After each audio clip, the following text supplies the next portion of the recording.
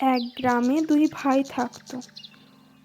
বড় ভাই রাম ছিল গরিব আর ছোট ভাই শ্যাম ছিল বড়লোক। রাম ছিল পরিশ্রমী কিন্তু ভাগ্য তাকে সাহায্য করেনি। আর অন্যদিকে শ্যাম ধনী কিন্তু সে অহংকারী। কি হলো, রাস্তার সামনে এসে দাঁড়ালো কেন? আমাকে কিছু সাহায্য করো বাবা, আমি অনেক দুঃখে আছি। আমার মেয়ের বিয়ে। তাতে আমি কি করব? তোমার মেয়ের বিয়ে তো। রাস্তা ছাড়ো, আমি কোনো সাহায্য করতে পারবো না। আর এমনেও আমি গরিবদের কোনো সাহায্য করি না। এই বলে শ্যাম ওখান থেকে চলে যায়। আর ওদিকে রাম রাম কঠোর পরিশ্রম করে দিন কাটাতো। সে কৃষি কাজ করত, জমিতে ফসল ফলাতো আর মাটি চষে নিজের পরিবারের জন্য খাবার জোগাড় করত। যদিও তার জীবন কষ্টে ভরা ছিল, তবুও সে সবসময় হাসি খুশি থাকতো এবং অন্যকে সাহায্য করত। ওদিকে শ্যামের বিলাসিতা। শ্যাম তার ধন সম্পদ নিয়েই গর্ব করত। সে বড় বাড়িতে থাকতো, দামি কাপড় পরতো আর বিলাসবহুল জীবনযাপন করত। সে গরিবদের দিকে ফিরেও তাকাতো না। তার গরিব ভাই রামের দিকে তাচ্ছিল্য সৃষ্টিতে দেখত। একদিনকার ঘটনা।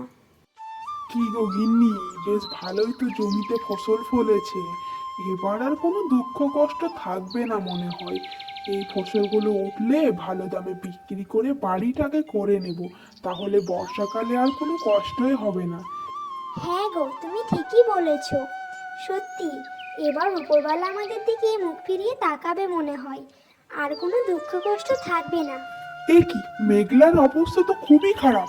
আর অটাইমে বৃষ্টি, সর্বনাশ, জমিতে সব ফসল নষ্ট হয়ে যাবে। আমি আসছি গো গিন্নি। আর সেই ঝড় বৃষ্টি দেখে রাম ছুটতে থাকলো তার জমির দিকে।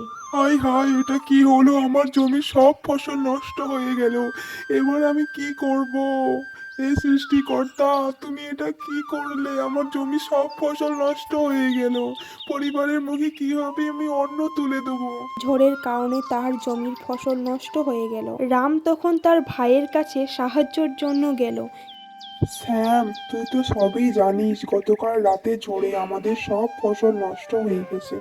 যদি কিছু সাহায্য করতিস তাহলে অনেক উপকার হতো। তুমি গরিব, তোমার কপালে এটাই আছে। আমার কাছ থেকে কিছু আশা করো না। আর শোনো, তোমার এই নোংরা পোশাক নিয়ে আমার এই নতুন বাড়িতে ঢুকো না, আমার বাড়িটা নোংরা হয়ে যাবে। তুমি এখন আসতে পারো। এই শুনে রাম মন খারাপ করে ফিরে এলো। সে তখনও হাল ছাড়ল না। গ্রামবাসীদের সাহায্যে সে তার জমিতে আবারও চাষ করতে শুরু করলো। এ কি রে, রাম তো অনেক পরিশ্রমী একটা ছেলে। তার জমিতে তো ফসল সব নষ্ট হয়ে গেছিল। সে এত পরিশ্রম করে জমির ফসলটা আবার আগের মতো করছে। সত্যি, ছেলেটা খুব পরিশ্রমিক ছেলে। ওদিকে দেখ, তার নিজের ভাই শ্যাম তাকে একটু সাহায্য করছে না, তার এত ধন সম্পদ থাকা সত্ত্বেও। না রে, আমাদের এভাবে বসে থাকলে হবে না। চল চল, ওই ছেলেটাকে একটু সাহায্যর হাত বাড়িয়ে দিই, তাহলে ওর অনেক উপকার হবে। গ্রামে সবাই তার সততা ও পরিশ্রম দেখে তাকে সাহায্য করলো। ধীরে ধীরে রামের জীবন আবারও গড়ে উঠল। কি গো, চাষে তো বেশ লাভ হয়েছে। চলো না, এই ভাঙা বাড়ি ছেড়ে একটা নতুন বাড়ি বানাই। হ্যাঁ গিন্নি, তুমি ঠিক কথা বলেছো। আমরা তো নতুন বাড়ি বানাবোর জন্যই এত পরিশ্রম করেছি। ওই যে নতুন জমিটা কিনেছি, ওখানে বাড়ি বানাবো। কিছুদিন পর শ্যামের ব্যবসায় ক্ষতি হতে শুরু হলো। তার অহংকারের কারণে কেউ তাকে সাহায্য করল না। তোমাদের দ্বারা একটা কাজও হয় না, এই একটা ভুলের জন্য আমার পুরো প্রপার্টিটা নষ্ট হয়ে গেল। এবার আমি কি করব? না আছে বাড়ি, না আছে গাড়ি, আমার হাত থেকে সবকিছু চলে গেল নিমিষের মধ্যে। সব হয়েছে আমার ভুলের জন্য, আমার অহংকারের জন্য। আমাকে তিল তিল করে আমাকে শেষ করে ফেললো। না না, আমাকে বড় ভাইয়ের কাছে এক্ষুনি গিয়ে ক্ষমা চাইতে হবে। আমি অনেক অন্যায় করেছি তার সাথে। আর শেষমেশ রামের কাছে গিয়ে ক্ষমা চাইতে ব্যর্থ হলো। কি গো গিন্নি, কি বুঝলে তাহলে? পরিশ্রমের ফল কখনো বিফল যায় না। হ্যাঁ গো, তুমি ঠিকই বলেছ। এক সময় ছিল যখন আমাদের অনেক দুর্দশা ছিল, তখন আমাদের পাশে কেউ ছিল না। না ছিল পরিবারের লোকজন, না ছিল তোমার নিজের ভাই। কিন্তু আজ দেখো, আজ আমাদের সব কিছুই আছে। এটা কোনো অহংকার করা না, গর্ব করে বলতে পারি পরিশ্রমের ফল আমরা পেয়েছি। আমাদের সন্তানকে ভালো স্কুলে দিতে পেরেছি। হ্যাঁ গো গিন্নি, নতুন বাড়িটা হয়ে গেলে আমরা এই বাড়ি ছেড়ে চলে যাব নতুন বাড়িতে। আর তো কিছু দিনের ব্যাপার, তাই না? গো, যা বলেছো, এই বর্ষাকালে আর আমাদের কোনো কষ্টই থাকবে না। আর জীবনে বাঁচতে গেলে তো খারাপ সময় আসবে, ওটাকেও তো ধরতে গেলে না জীবনে বাঁচা যাবে না, কি বলো, তাই না? হ্যাঁ গিন্নি, একদম ঠিক কথা বলেছো। ভাই, আমার অনেক বড় ভুল হয়ে গেছে, তুমি আমায় ক্ষমা করে দাও। তোমার সাথে এমন ব্যবহার করাটা আমার ঠিক হয়নি।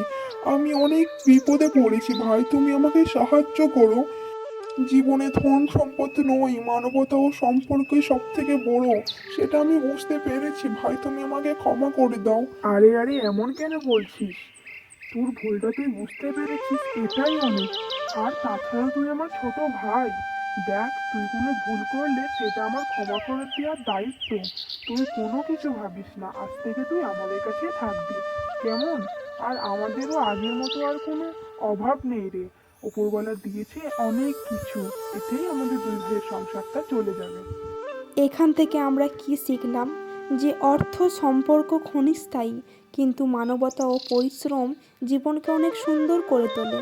আচ্ছা, ভিডিওটা ভালো লেগে থাকলে লাইক দিয়ে চ্যানেলটিকে সাবস্ক্রাইব করে দেবেন পরবর্তী ভিডিও দেখার জন্য। আর কমেন্টে জানাবেন কেমন হয়েছে, আর অন্যকে দেখার সুযোগ করে দেন শেয়ার করে। ধন্যবাদ।